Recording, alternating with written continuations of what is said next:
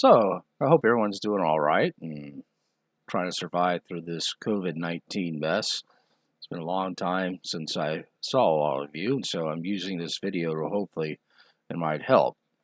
As you know, you have your research paper that is coming up on it's due next week. It's very vital that you do this paper, or your chances of passing the class will be very small indeed.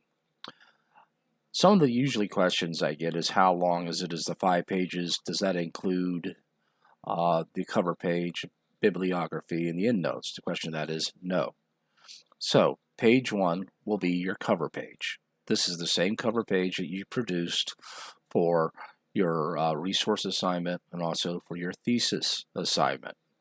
If you're one of the few that totally changed your topic, of course, it'll be a new cover page, but by and large, it's still in the same format. Page 2 is when you will start your research paper, and which will start with your thesis, and finally when you conclude. It needs to be 5 full pages, double spaced, times New Roman. After you've completed at least 5 pages, and you can always write more than 5 pages, that's never a problem. The record still holds to be 20 pages written. And I will read every single word that is in your research paper.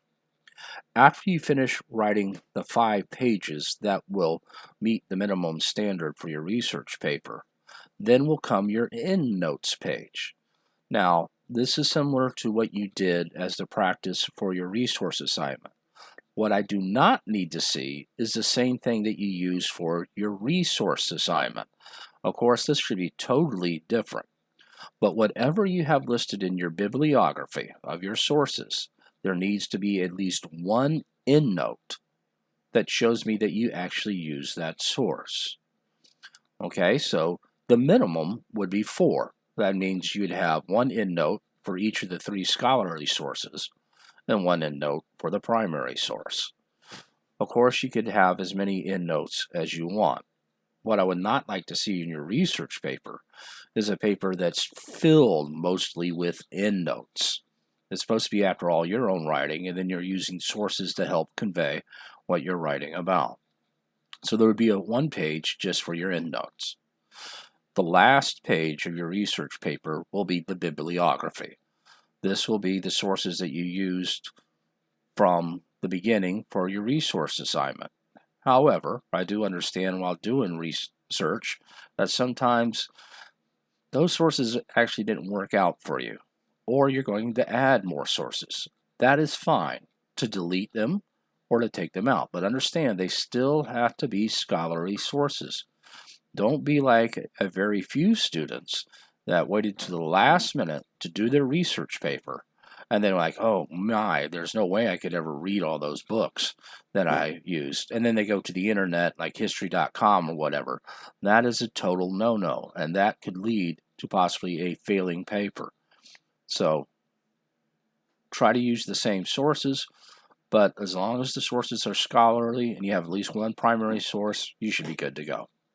The last thing you should do is, once you submit your paper to the assignment box for research paper, go back and check for the originality score.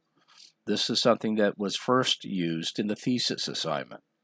It must be 25% or below in order for your paper to receive a passing grade.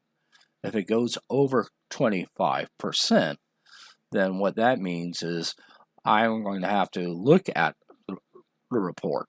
Chances are, if it's over 25%, I just go ahead and give you a 0. I don't look at the paper.